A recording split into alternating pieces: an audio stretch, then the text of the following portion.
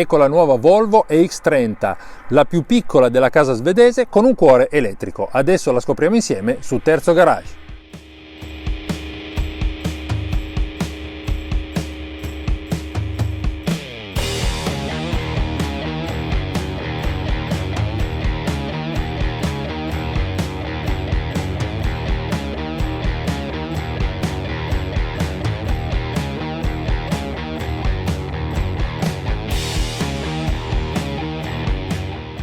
I designer, a mio avviso, hanno fatto davvero un bel lavoro. Il frontale, ovviamente mascherina chiusa, ma essenziale, pulito, elegante, anche massiccio e grintoso insieme.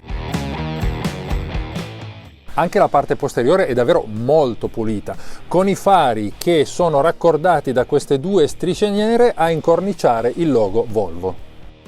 Quasi non vedevo il bottone per aprire il portellone posteriore servo assistito. Qui abbiamo 318 litri di capacità con un doppio fondo che serve per stoccare tutti i cavi destinati alla ricarica.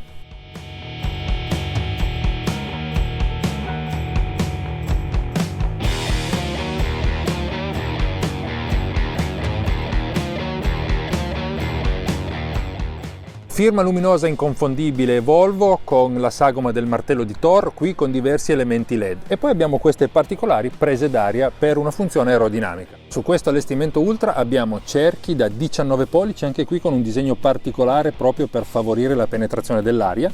E poi abbiamo questa protezione lungo tutta la parte bassa delle fiancate, belle perché presentano questo particolare disegno che le scolpisce.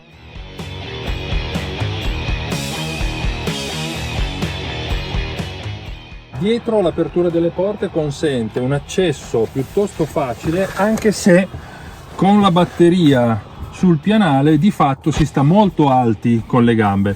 Questo comunque non compromette la possibilità di muovere le ginocchia. Il sedile anteriore è settato sulla mia altezza di 1,90 e anche qui io ho molto spazio rispetto al tetto. In questo caso abbiamo il tetto in vetro che porta molta luce, e lo stesso vale per chi siede sugli altri sedili, perché qui il tunnel centrale è quasi assente, quindi di fatto c'è buona possibilità per muovere le gambe.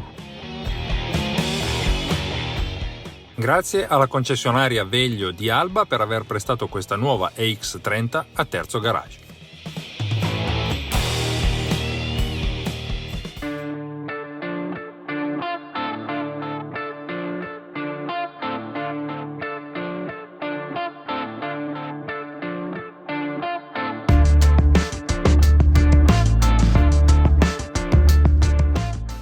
Molto particolare il disegno della porta con questo bracciolo fluttuante, diciamo, che ha questo spazio libero, e qui abbiamo la maniglia per aprire la portiera stessa.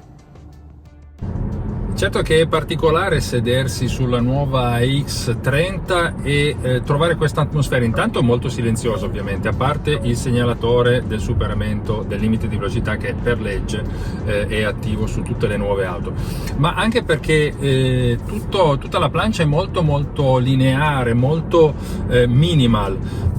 E anche il volante più piccolo del solito, con una forma piuttosto squadrata, che devo dire non mi dispiace, bisogna solo prenderci le mani, però comodo nell'impugnatura.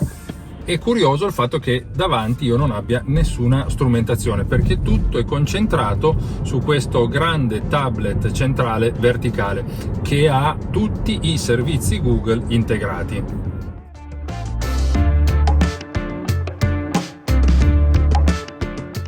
Questa è la versione Twin Motor, quindi con due motori che sviluppano 428 cavalli e 543 Nm di coppia. E quando si vuole spingere, la coppia disponibile immediatamente davvero dà la sensazione di essere schiacciati al sedile, perché lo 0-100 qua si copre in 3,6 secondi.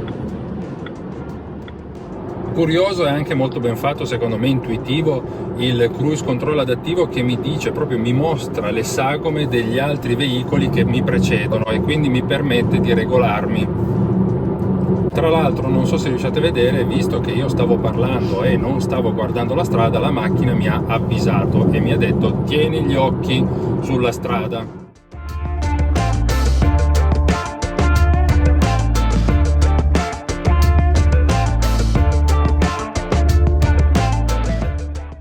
sospensioni lavorano bene, fanno appoggiare bene la macchina in curva anche quando si tratti di cambi di direzioni ampi oppure più stretti. Il pedale del freno, appena si affondi, va anche a dare una sicurezza di arresto senza provocare troppo beccheggio e troppi impuntamenti, e questo fa sì che questa X30, in questa versione soprattutto, risulti anche molto divertente da guidare.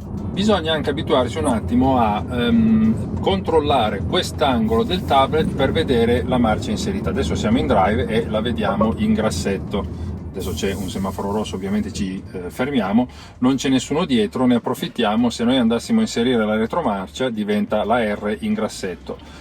In qualsiasi momento possiamo anche attivare la retrocamera, che in realtà è un sistema di telecamere a 360 gradi. Io posso avere la sagoma inquadrata dell'auto e vedere tutto intorno che cosa stia succedendo. Tra l'altro, non so se abbiate notato, la sagoma dell'auto è ricostruita in tridimensionale, però se passano delle vetture, delle persone eccetera, effettivamente le telecamere le inquadrano, come succede adesso, vedete?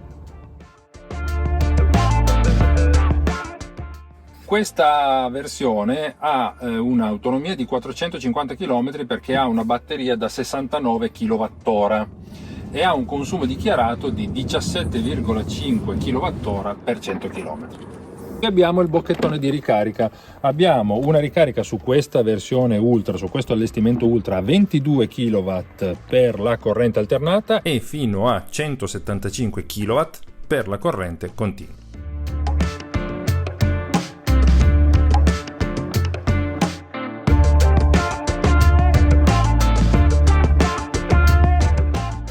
Tra le due bocchette da reazione centrale in stile verticale, proprio come di solito capita sulle Volvo, abbiamo il grande display dell'infotainment che concentra anche tutte le informazioni di guida, e qui abbiamo il tastino per aprire il portaoggetti.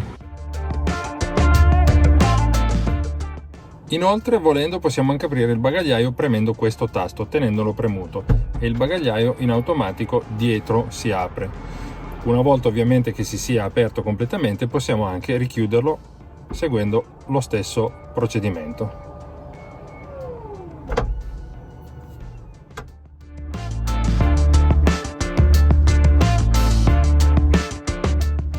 Grazie alla mancanza di una leva del cambio e al fatto che la console centrale sia piuttosto corta, l'abitacolo anteriore è molto spazioso.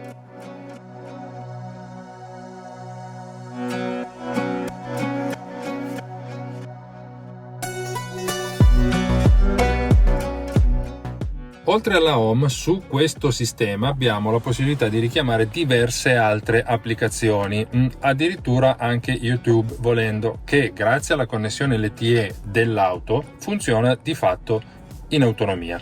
Possiamo andare a cercare ad esempio Terzo Garage, giusto per prendere un canale a caso, e qui abbiamo tutti i video di Terzo Garage, ok? E possiamo andare a farli partire. Noi adesso siamo fermi, quindi funziona. Quando noi stiamo guidando si disabilita, e se io provo comunque a farlo partire, YouTube non utilizzabile guidando.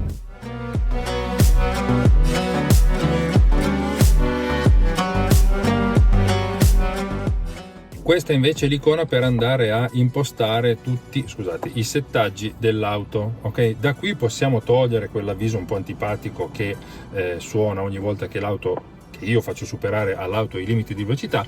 Qui abbiamo poi comandi rapidi per le illuminazioni, lo sbrinamento dei finestrini, la climatizzazione, l'apertura del bagagliaio oppure del portaoggetti, lo stato della vettura, una specie di diagnosi, tutto ok, e altri settaggi, guida, comandi, audio e chi più ne ha più ne metta. Proviamo guida, supporto al conducente, possiamo attivare l'assistenza alla guida, proprio perché qui abbiamo una guida assistita di livello 2, il One Pedal Drive che io sto usando, e che tutto sommato trovo sia come dire, piacevole da usare perché impegna di meno il pedale del freno. Nonostante qui il tablet centrale abbia uno sbalzo abbastanza importante rispetto alla plancia, non occupa troppi centimetri e quindi la visibilità resta comunque buona grazie all'ampio parabrezza. I finestrini sono piuttosto stretti perché la linea di cintura è veramente alta, però su questo allestimento top di gamma Ultra, questo ampio e veramente grandissimo tetto panoramico fa filtrare molta luce in abitacolo e quindi compensa.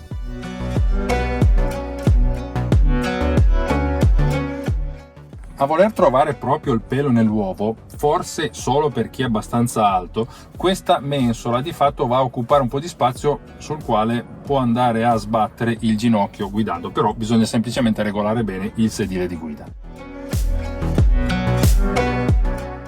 L'abbiamo detto, allestimento Ultra top di gamma twin motor, quindi 4x4 trazione integrale che ci permette in tutta di sicurezza di affrontare anche terreni difficili, bagnati, fangosi, con la neve, eccetera. I prezzi. Il listino parte da 35.900 euro per la versione base, diciamo single motor, poi andiamo a salire, con questa arriviamo intorno ai 50.000.